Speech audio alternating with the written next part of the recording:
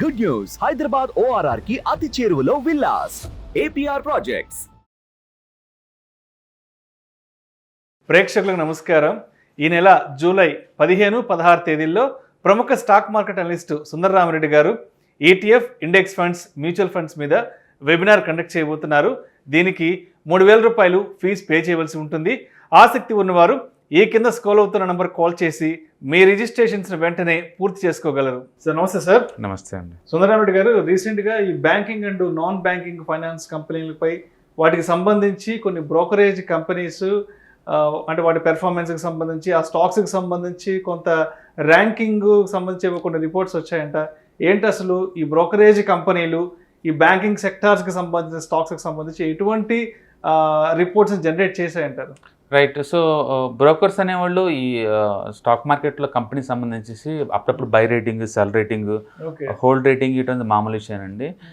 ఈసారి ఏంటంటే majority brokerage house అన్ని కూడా అండ్ బ్యాంక్స్ మొత్తానికి బై రేటింగ్ ఇస్తున్నాయండి. అండ్ టార్గెట్ విత్ ఇన్ 1 ఇయర్కే బిట్వీన్ 16 to almost 30% దాకా ఇస్తున్నాయి బై రేటింగ్. అండ్ బేసికల్గా ఏంటంటే క్రెడిట్ గ్రోత్ బాగా ఉంది ఇండియాలో. అండ్ NPS అల్ట్రా లోలో ఉన్నాయి. అండ్ సెక్టర్స్ అన్నీ కూడా బాగా పర్ఫార్మెన్స్ ఉన్నాయండి. అండ్ యూపీఐ పేమెంట్ పుణ్యమా అంటూ ఎంటైర్ బ్యాంకింగ్కి తక్కువ రేటుకి మనీ బాగా దొరుకుతుందనమాట. అందుకని total business cycle full up ట్రెండ్లో ఉంది. కాబట్టి బ్యాంకింగ్ సెక్టర్ మొత్తం ఫుల్ రాకింగ్ అనమాట. మీరు కనుక మనం బాగా అబ్జర్వ్ చేస్తే ఎంటైర్ మ్యూచువల్ ఫండ్స్ వాళ్ళు పెట్టిన క్యాపిటల్ చూసుకుంటే 38% టోటల్ మనీ తీసుకొచ్చి ఒక్క ఇండస్ట్రీలో పెట్టారంటే ఊహించుకోండి. అంటే ఇండియాలో ఉన్న మ్యూచువల్ ఫండ్స్ ఈ ఫినాన్స్ కంపెనీస్కి ఎంత ఇంపార్టెన్స్ ఇస్తున్నాయి అనేది. అందుకని మొత్తం మెజారిటీ మ్యూచువల్ ఫండ్స్ అన్నీ కూడా వాళ్ళ దగ్గర టోటల్ మనీలో 30 to 40% వరకు అచ్చం ఫినాన్స్ కంపెనీలు ఇన్వెస్ట్ చేస్తున్నాయండి. ఫినాన్స్ కావచ్చు, లేకపోతే ఫినాన్స్ సర్వీసెస్ కావచ్చు, లేదా నాన్ హౌసింగ్ ఫైనాన్స్ కావచ్చు, లేదా గోల్డ్ ఫైనాన్సింగ్ కంపెనీస్ వీటిలో కావచ్చు. ముత్తూట్ కానీ లేదా మనపురం ఫైనాన్స్ కానీ చూసుకుంటే ఎస్ బ్యాంక్స్, ఎక్సెస్ సెక్యూరిటీస్ వాళ్ళు 16 to 27% రేటింగ్ ఇచ్చారండి. అండ్ మోతిలాల్ ఓస్వాల్ వాళ్ళు చూస్తుంటే Sriram finance and Mahindra finance వీటికి బై రేటింగ్ ఇచ్చారు 20% టార్గెట్ తోటి. అండ్ యాక్సెస్ సెక్యూరిటీస్ వాళ్ళు చూసుకుంటే Federal Bank buy rating 22% within 1 ఇయర్లో అని చెప్పేసి. అలాగే డిఎం క్యాపిటల్లో 25% Bank of Baroda. And Sharekhan వాళ్ళు HDFC బ్యాంక్ 22% టార్గెట్ ఇచ్చారండి. సో బేసికల్గా వీళ్ళందరూ కూడా not only this one, entire ఇండియాలో మెజారిటీ రీసెర్చ్ రిపోర్ట్స్ అన్నీ కూడా ఫైనాన్స్ సెక్టర్స్ మీద చాలా స్ట్రాంగ్ పాజిటివ్ ఉన్నారండి. సో డెఫినెట్గా next 1 year belongs to finance, automobile and FMCG అండి. ఈ 3 ఏరియాల్లో majority people they have to invest more money on this sectors. ఎందుకంటే చాలా పాజిటివ్గా నడుస్తున్నాయి ఇవన్నీ కూడా. And almost 1.5 year majority finance మొత్తం కప్ అండ్ హ్యాండిల్ ప్యాటర్న్స్లో ఉన్నాయి. డెఫినెట్గా అది బ్రేక్అవుట్ అయితే డెప్త్ ఎంత ఉందో అంత ముందు పోయే ఛాన్స్ ఉందన్నమాట. So Nifty all time high move అవుతూనే ఉంది, బ్యాంకింగ్ నిఫ్టీ ముందు పోతూనే ఉంది, అన్నీ పార్టిసిపేట్ చేస్తున్నాయండి. లాస్ట్ టైంకి ఈసారి ఛాన్స్ ఏంటంటే ఈసారి కాంప్రిహెన్సివ్ ర్యాలీ నడుస్తుంది. అంటే ఆల్మోస్ట్ ఆల్ స్టాక్స్ ఈక్వలెంట్గా పార్టిసిపేట్ చేస్తున్నాయి. ఏదో ఇండస్ట్రీలో ఉన్న టాప్ 2-3 స్టాక్స్ మూవ్ అయితే ముందు పోతున్నట్టు కాదు. యాక్చువల్గా చెప్పాలంటే లీడర్సే లాగింగ్లో ఉన్నారు ఇప్పుడు. రిలయన్స్ ఇంకా రీచ్ అవ్వలేదు, TCS రీచ్ అవ్వలేదు, ఇన్ఫోసిస్ రీచ్ అవ్వలేదు, HDFC ఇప్పుడే రీచ్ అయింది. చాలా స్టాక్స్ ఇంకా రీచ్ అవ్వలేదు. ఇది చాలా బ్రాడ్ ర్యాలీ జరుగుతుంది అనమాట. అందరూ అనుకున్నట్టు ప్యానిక్లో పడిపోవటం అంటే ఉండదండి. చాలామంది అంటే ఇంకా పడిద్ది స్టాక్ మార్కెట్, ఇంకా పడిద్ది అంటున్నారు, కానీ నాకైతే అలా అనిపించడం లేదు. ఎందుకంటే మార్కెట్ బ్రెడ్త్ చాలా నీట్గా ఉంది, అడ్వాన్స్ రికగ్నైజేషన్ చాలా ప్రాపర్గా ఉంది, ఎక్కువ స్టాక్స్ 1 year హై టచ్ అవుతూ ఉన్నాయి. దీన్ని కాంప్రహెన్సివ్ ర్యాలీ అనుకోవచ్చు మనం, ఏదో యాక్సిడెంటల్గా ఒకదానికి 2 వచ్చినాయి కాదు. కంపేర్ టు అమెరికాతో పోల్చుకుంటే ఇక్కడ బెస్ట్ ర్యాలీ జరుగుతుందండి. అమెరికాలో ఏంటంటే టాప్ 10 కంపెనీస్ మాత్రమే 45% గ్రోత్ అయినాయి. స్మాల్ క్యాప్స్ అన్నీ కూడా ఇంకా చాలా వరకు 1 year లోలో ఉన్నాయి అక్కడ. బట్ వాళ్ళతో కంపేర్ చేస్తే ఇండియాలోనే మోస్ట్ కాంప్రహెన్సివ్ ర్యాలీ జరుగుతుంది. అంటే అన్ని స్టాక్స్ పార్టిసిపేట్ చేస్తున్నాయి అంతకంత. ఈవెన్ మ్యూచువల్ ఫండ్స్ కానీ చూసుకుంటే లార్జ్ క్యాప్ మ్యూచువల్ ఫండ్స్ కూడా లాస్ట్ 1 year రిటర్న్స్ 20% ఉందండి. స్మాల్ క్యాప్ 30 to 40% ఉన్నాయండి. అంటే అన్ని పార్టిసిపేట్ చేస్తున్నాయి మినిమం 20% చొప్పున. కాబట్టి ఈ ర్యాలీని మనం మొత్తం ఓవరాల్ స్టాక్ మార్కెట్లో అన్ని కంపెనీలు పార్టిసిపేట్ చేస్తున్నాయి. యాక్సిడెంటల్గా ఏదో 2-3 లీడింగ్లో ఉన్న స్టాక్స్ ముందు పోతే వచ్చింది కాదు నిఫ్టీ మూవ్ అంతా. అండ్ ఆల్మోస్ట్ 1.5 year తర్వాత వచ్చిన బ్రేక్అవుట్ అంటే సస్టైన్ అవుద్ది ఈజీగా. కాబట్టి ఇక కొత్త లో అంటే మనం 1900 అనుకోవచ్చు. అండ్ ఈ రన్నింగ్ టార్గెట్ మనం 21,000తో పెట్టుకోవచ్చు. బట్ మార్కెట్ ఆల్ టైమ్ హైలో ఉన్నప్పుడు న్యాచురల్గా నా ప్యానిక్ స్పైక్స్ నడుస్తూ ఉంటాయి. ఒక 4-5% స్వింగ్స్ అటు ఇటు రావచ్చేమో, కానీ డిసెంబర్ కల్లా మనం టార్గెట్ 21,000 నిఫ్టీ పెట్టుకోవచ్చు. అండ్ బ్యాంక్స్ అల్టిమేట్ అండి, ప్రతి ఒక్కరు పోర్ట్ఫోలియో ఉన్న స్టాక్స్ అనమాట. మీరు బ్యాంక్ స్టాక్స్ విడివిడిగా ఉంచుకుంటారా, లేకపోతే డైరెక్ట్గా బ్యాంక్ బీసు లేదా పిఎస్ బ్యాంక్ బీసు లేదా ప్రైవేట్ బ్యాంక్ బీసు ఇలాంటివి ఉంచుకుంటారండి. ఇది అది ఇన్వెస్టర్స్ ఒపీనియన్.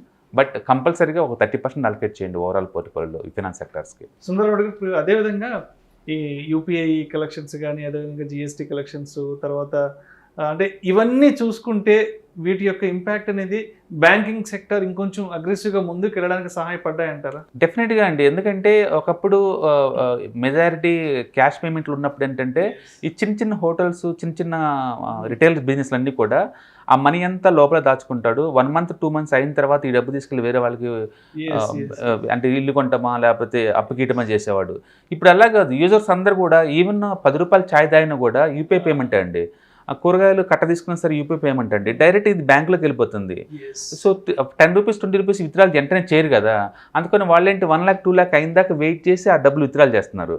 బట్ ఈ 1 lakh డబ్బులు బ్యాంక్కి వాళ్ళు సేవింగ్ అకౌంట్ ఎంత అండి వడ్డీ రేట్లు? హార్డ్లీ 3 to 4% కన్నా ఎక్కువ ఇవ్వరు. బట్ వాళ్ళు దాన్ని తీసుకెళ్ళి కంపెనీస్కి వాళ్ళకి 15% అలా ఇస్తున్నారు ఇంట్రెస్ట్కి. అంటే అట్లా బ్యాంకులకి ఈ క్యాష్ ఫ్లో పెరిగింది. క్యాష్ ఫ్లో బీభత్సం పెరిగింది. అది కూడా 3 to 4%కి దొరుకుతుంది వీళ్ళ దగ్గర నుంచి. వాళ్ళేమో అవతలకి పేమెంట్ ఇచ్చేటప్పుడు మాత్రం 15-20% ఇచ్చుకుంటున్నారు. అంటే ఇది స్ట్రక్చరల్ చేంజ్ అనమాట. ఎప్పుడో ఒకసారి హిస్టరీలో జరిగేది అనమాట ఇది. ఇది నెక్స్ట్ 1 year కూడా కంటిన్యూ అవుద్ది. అంటే జియో వాళ్ళు మళ్ళీ రీసెంట్గా కొత్త ఫోన్ లాంచ్ చేశారండి విత్ ఇంటర్నెట్ తోటి. జస్ట్ 1000 రూపీస్ అంతే. అంటే డిజిటల్ పేమెంట్స్ బాటంలోకి వెళ్ళిపోతాయి. ఇప్పటికీ ఇండియాలో 70% దాకా ఆల్రెడీ డిజిటల్ పేమెంట్స్ ఉన్నాయి. ఇప్పుడు 100% డిజిటల్ పేమెంట్స్కి డెఫినెట్గా ఈ మొబైల్ హెల్ప్ అవుతుందండి. అంటే ఇండియాలో ఇప్పుడు దాకా ఆన్లైన్ అంటే కొంచెం భయం ఉంది, మనీ ఏమైనా అవుతాయేమో, హ్యాక్ అవుతాయేమో అన్నట్టు. అంటే ఇప్పుడు కానీ జనాలకు చాలా కంఫర్ట్ ఫీల్ అవుతున్నారండి. వరల్డ్లోనే హై ఎండ్ ట్రాన్సాక్షన్ జరుగుతున్న కంటెంట్ ఇండియాలో, వరల్డ్లోనే రీసెంట్ డేటా ప్రకారం. కాబట్టి డిజిటల్ పేమెంట్స్ పుణ్యమం అంటూ బ్యాంకులకు వచ్చేస్తున్నాయి అమౌంట్ అంతా. ప్రతి బ్యాంకుకి వచ్చి పడుతుంది అమౌంట్. అసలు ఈ రిపోర్ట్ చూస్తే ఒక బ్యాంకు 20% 30% ప్రాఫిట్ గ్రోత్ సైజు బాగా పెరిగిపోయింది. బ్యాంక్ వాళ్ళకి వీళ్ళేమో వాళ్ళకి ఇచ్చేదేమో జస్ట్ 4% ప్రయాణం సేవింగ్ అకౌంట్స్ కాబట్టి. ఆ అమౌంట్ని వీళ్ళు వాడుకుంటుందేమో 10 to 15% ప్రయాణ చొప్పున. బ్యాంకులకు అప్పనంగా ప్రాఫిట్ పెరుగుతున్నాయండి. ఈ సైకిల్ గ్రోత్ ఇంకొక 2 years 3 years ఉండొచ్చు. తర్వాత పబ్లిక్ కూడా అలవాటు అవుద్ది కాబట్టి వీళ్ళు కూడా వేరే దానికి యూజ్ చేసుకునే ఛాన్స్ ఎక్కువ ఉంది. మొత్తానికైతే ఇప్పుడు ఎకానమీ బాగుంది అండ్ గ్రోత్ అన్ని చోట్ల ఉంది అండ్ ఎక్స్పోర్ట్స్ బాగా పెరుగుతున్నాయి అండ్ పబ్లిక్ డిజిటల్ పేమెంట్స్కి అలవాటు పడుతున్నారు. అన్ని డిజిటల్ ట్రాన్సాక్షన్ జరుగుతున్నాయి కాబట్టి అందరికీ ట్రాన్స్పరెంట్గా మూవ్ అవుతూ ఉన్నట్టు మనీ అటు ఇటు కూడా. అందుకని గవర్నమెంట్ వాళ్ళు 2000 రూపీస్ నోట్స్ మొత్తాన్ని విత్డ్రాల్ చేసిన సిస్టమ్ నుంచి సిస్టమ్ కొద్ది కూడా షేక్ అవ్వట్లేదంటే రీజన్ ఏంటంటే క్యాష్ పేమెంట్లకు వాడటం 2000 రూపీస్ ఎప్పుడూ ఆపేశారు వీళ్ళు వాలంటరీగా. అంతగా డిజిటల్ పేమెంట్స్కి వెళ్ళి మూవ్ అవుతున్నారు. బహుశా నెక్స్ట్ స్టెప్లో ఈవెన్ 500 రూపీస్ కూడా విత్డ్రాల్ చేసినా సరే మార్కెట్ షేక్ అవ్వదండి ఇంకా. ఎందుకంటే ఆల్రెడీ డిజిటల్ పేమెంట్స్లో మనం ఇన్వాల్వ్ అయ్యాం ఇంకా. అందుకని ఫిజికల్గా ఈ మనీ అందరూ ఎవరు కంఫర్ట్గా క్యారీ చేసుకోవట్లేదు. అందులో మొబైల్ ఫోన్స్ కూడా సెక్యూరిటీ 2 years వచ్చినాయి. ఇప్పుడు ఇంత ముందులాగా మొబైల్ పోతే అంటే అందులో ఉన్న మనీ పోద్దని ఏం లేదు అక్కడ. అందుకని పబ్లిక్ అవేర్నెస్ పెరిగింది, అందరూ డిజిటల్ పేమెంట్గా వాడుతున్నారు. తద్వారా నాకు టోటల్ బ్యాంకింగ్ వ్యవస్థకి బెనిఫిట్ వచ్చింది. అది న్యాచురల్గా మనీ ఫ్లో అవుతున్నప్పుడు బ్యాంకుకి ఎక్కువ ఇది వద్ది. ఈ మధ్య బాగా చూసుకుంటే ఈ బ్యాంకులు కూడా మెర్జింగ్ చూడండి. HDFC bank merging, IDFC first bank IDFC merging and కూడా ఇది ఐసిఐసిఐ సెక్యూరిటీస్ ఏమో ఐసిఐసిఐ బ్యాంకులో మెర్జ్ అవుతుంది. ఇట్లా అదొక మ్యారేజ్ ఫంక్షన్. మనకి మ్యారేజ్ సీజన్ ఎలా అవుతుందో ఈ ఫైనాన్షియల్ ఇన్స్టిట్యూట్స్ మ్యారేజ్లు అవుతుంది. ఇట్లా అందరూ మెర్జ్ అయిపోయి వాళ్ళకి ఇంకా స్ట్రాంగ్ అవుతుంది, బ్యాలెన్స్ షీట్ స్ట్రాంగ్ అవుతుందండి. That's good thing. ఎందుకంటే మార్కెట్ సైలెంట్గా మెర్జ్ అవుతా స్ట్రాంగ్ అవుతా పోతుందండి. తద్వారా బుక్ వాల్యూ పెరుగుతుంది అండ్ అసెట్స్ పెరుగుతుంది అండ్ హెచ్ఆర్ తక్కువ మంది వాడతారు, టెక్నాలజీ వాడుతున్నారు కాబట్టి డెఫినెట్గా వీటి ద్వారా ప్రాఫిటబిలిటీ పెరిగిద్ది, మార్జిన్స్ కూడా పెరిగే ఛాన్స్ ఎక్కువ ఉంది ముందు రోజు. Thank you sir.